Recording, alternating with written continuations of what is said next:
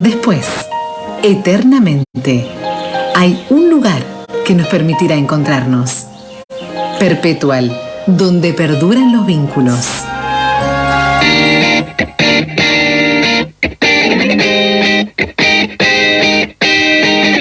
Bueno, vamos a hablar de Brasil, del intento de golpe y quiero decir, antes de pasar a saber cómo se vive el día después de los hechos terribles ocurridos en Brasilia, que con los dedos de una mano los puedo contar las reacciones de la clase política riocuartense, esos que se apelotonan en una puerta para salir a reprochar otras cuestiones, brillan por su ausencia cuando tienen que sentar postura.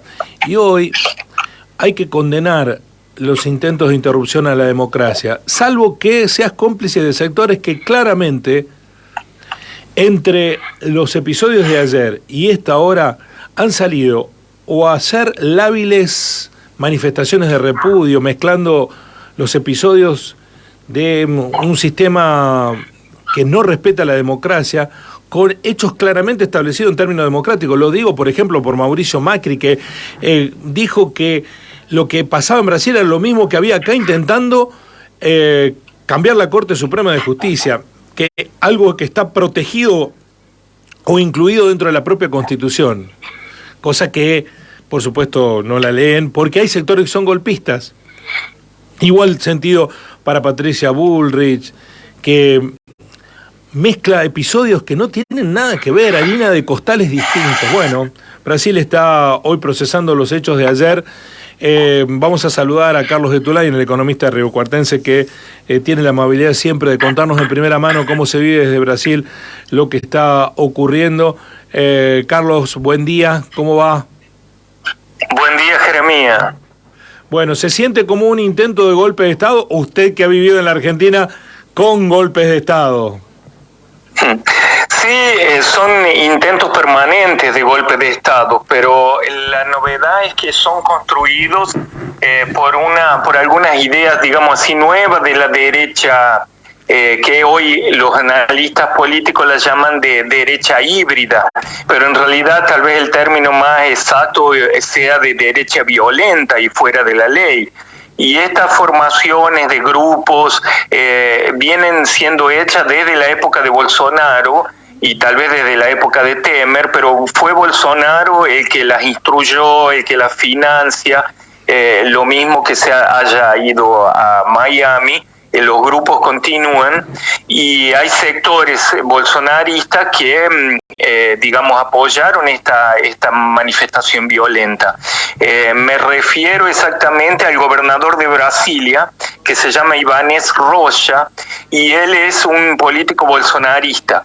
¿Cómo Bolsonaro perdió en nivel nacional? Muchos figuras políticas de los cuadros de Bolsonaro se acomodaron en Brasilia y en el estado de San Pablo, donde también ganó un político de Bolsonaro.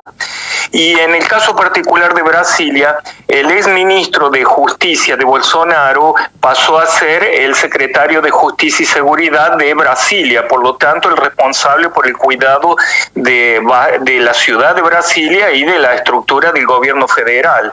Entonces produjo una especie de golpe, digamos así, porque estos grupos están organizados hace bastante tiempo, se reúnen en campamentos en la puerta de los cuarteles, se los deja estar, se los financia, porque son gente que uno trabaja todos los días para mantenerse y para que las familias se mantengan. Y esta gente hace meses que está acampada en la puerta de los cuarteles pidiendo que el ejército dé un golpe, ¿no? Pidiendo infructuosamente, obviamente una cosa fuera de la ley. Pero estos grupos son financiados, son dirigidos desde el bolsonarismo, ¿no? Y al mismo tiempo que hubo esta manifestación tan terrible, también es un movimiento así de decadencia, porque me parece que ahora fueron bastante desarticulados, pero es una lucha que el Brasil tiene que enfrentar con esta nueva forma de derecha, y que Argentina también lo enfrenta desde otro punto de vista, porque Argentina, la derecha está más, digamos, con el lawfare de la Suprema Corte. En el Brasil la Suprema Corte defendió la democracia y bueno, y ya por ejemplo este secretario de Seguridad de Brasilia ya fue exonerado y bueno, y hay muchísima gente detenida, hay más de 400 manifestantes que fueron detenidos porque las acciones fueron violentas. Al mismo tiempo, diga, sí. No, perdón que lo interrumpa, Carlos, pero esta mañana leía que suspendieron al gobernador de Brasilia. Está apartado de sus funciones, digamos, hay un poder que está ejerciendo con la Constitución en mano sus derechos. Sí, el gobierno nacional, que en el caso sería Lula, que es, digamos, aquí el equivalente del gobierno federal, se dice, ya intervino en Brasilia, sobre todo en los aspectos de seguridad pública, y removió al gobernador por 90 días y a este secretario de seguridad que mencioné, que se llama Anderson Torres, y lo culpó de estas responsabilidades, porque en principio era una manifestación y no habría cómo prohibir el dislocamiento de una gran cantidad de ómnibus que salieron de todas partes del país dirigidos a Brasilia. Lo vimos en las imágenes, la cantidad de gente que hubo, ¿no? Y además de eso, los que estaban ya en los campamentos que se dirigieron a la manifestación. La policía de Brasilia permitió que entraran al Parlamento, al Ministerio de Justicia, a los tres poderes, ¿no? Y al Ejecutivo, y que provocaran esos destrozos y esos desmanes.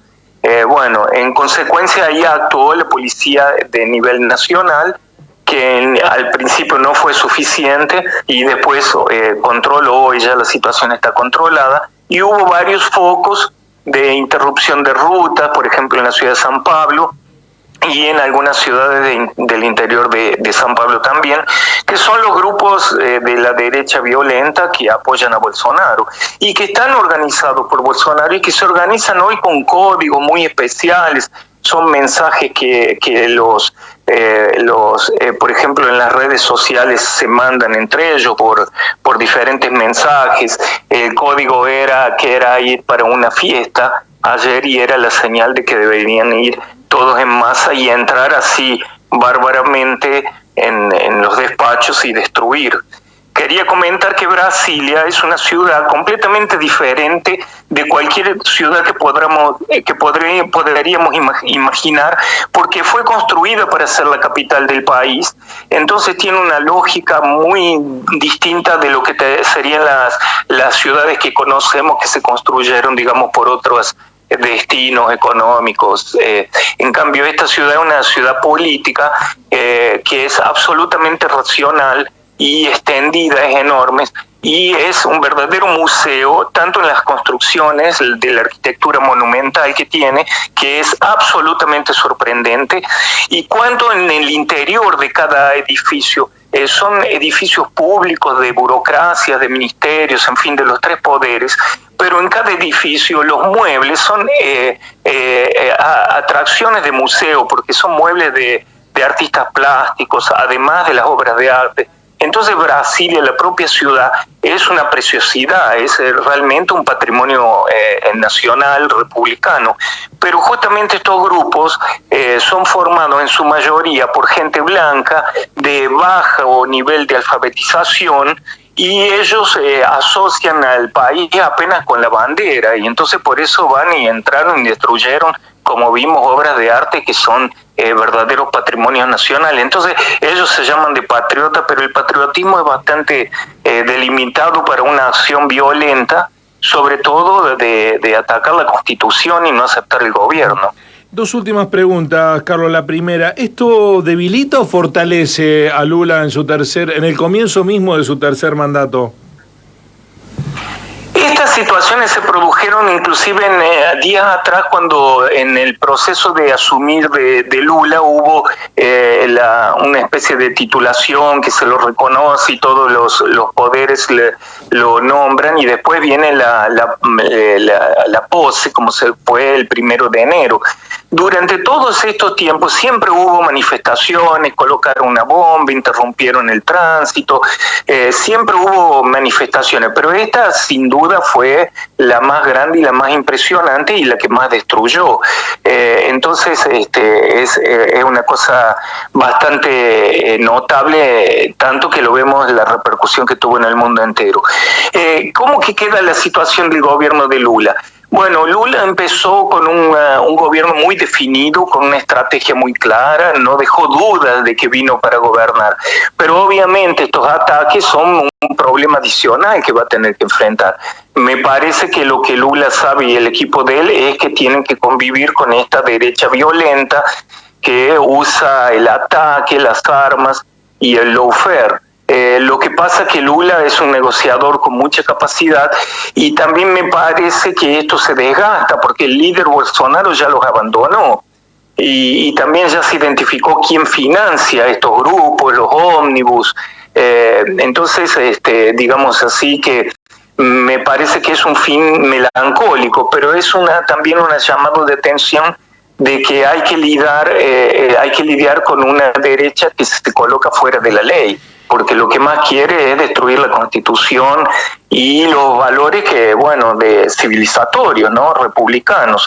Ellos sobre todo buscan construir un orden político precario y limitar la imaginación política de las personas. Entonces es un verdadero atentado organizado.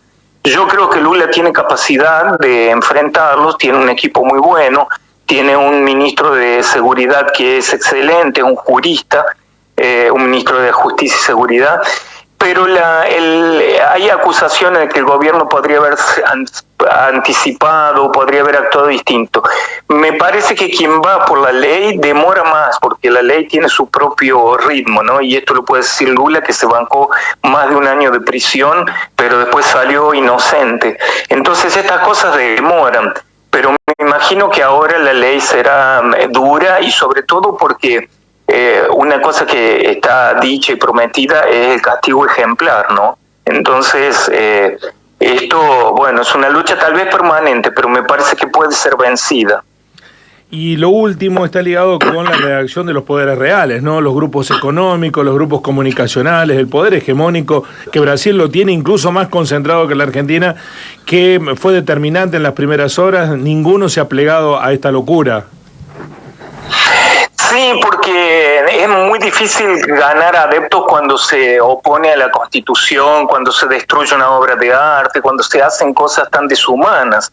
Entonces muchos políticos, inclusive de derecha, han hecho el esfuerzo de delimitarse en relación a esto que sería una derecha violenta y que no tiene negociación, tiene ataque, ¿no? Entonces es fuera de la ley. Pero estos grupos funcionan así en el mundo entero, es la nueva derecha, que siempre busca atacar cosas que son sólidas como la educación, la ciencia, el arte, la propia democracia. Y yo creo que hoy está esto bastante claro como para poderlo enfrentar desde el punto de vista de la democracia, porque hay que establecer con ellos una discusión que es distinta de la que ellos proponen, con armas y destrucción, y el enfrentamiento es con la ley, ¿no? Entonces, pero me parece que la ley gana, la ley es más lenta y tiene muchos problemas, pero tiene más resultado positivo, obviamente. Carlos, muchísimas gracias, muy amable por esta lectura desde la entraña misma de una situación que a todos nos dejó con la preocupación extendida y con también la búsqueda constante de paralelismo con la Argentina, ¿no? Estos grupos de derecha, cómo se mueven y cuántos adeptos tienen. Milei acá es ponderado por uno, por otros, no solo no condenó lo que está ocurriendo en Brasil, sino que se declara bolsonarista. Bueno, un sector de Cambiemos, del PRO, bien recibieron a los hijos de Bolsonaro, y no es por el episodio de ayer. Los antecedentes del bolsonarismo en contra de la Constitución, en contra de la democracia misma, se vienen acumulando desde hace mucho tiempo. De hecho, le hicieron perder una elección. No perdamos de vista esto, ¿no? Perdió la elección, porque después esto de las cuestiones pareciera que la mayoría de la sociedad no las pondera. Bueno, la mayoría de los brasileños bien nacidos le hicieron perder la elección a a Bolsonaro con todo lo que accionó, ¿no? Y esta es una reacción de las sociedades que saben cómo ocurren las cosas. Y aquí ocurre algo parecido. Sí, yo quería comentarte que fue reflotado ahora unas imágenes de Milei con uno de los hijos de Bolsonaro, haciendo una famosa señal fascista de armiña, que se dice acá. Y justamente es la difusión de la venta de armas, de que los problemas se resuelven por la vía violenta y no por la negociación. Y justamente la política es lo contrario, es la negociación llevada hasta todos los límites. Y ahí el bolsonarismo lo que propone es resolver con armas, que es un poco lo que la derecha argentina hizo una actualización en el sentido de copiar la derecha de Bolsonaro y haciendo señal de armas y en fin adhiriendo a este movimiento. Otro movimiento muy interesante que se produce es que la derecha más recalcitrante, tipo Bullrich, Macri, hacen referencia, aquí también pasa lo mismo, a que ese movimiento es un movimiento del pueblo que está disconforme. Pero bueno, esto es inviable cuando uno piensa que que hay democracia, que hubo una elección que lo legitima a Lula por haber vencido, ¿no? Así como fue reconocido cuando infelizmente ganó Bolsonaro en el periodo anterior. Y entonces me parece que la derecha argentina copia un poco estos malos hábitos que es una tendencia de la derecha moderna internacional. Me parece que es tan evidente que los están descubriendo y esto juega en contra de la propia derecha. Carlos, como siempre, muchísimas gracias. Muy amable por el invalorable aporte que realizás a nuestro programa. Muchas gracias, Jeremías. Buen día para usted y su público. Carlos Etulain, el economista riocuartense residente en Brasil desde hace 30 años, dando cuenta de los últimos acontecimientos acaecidos en Brasil, de los que vamos a seguir teniendo otras voces de análisis.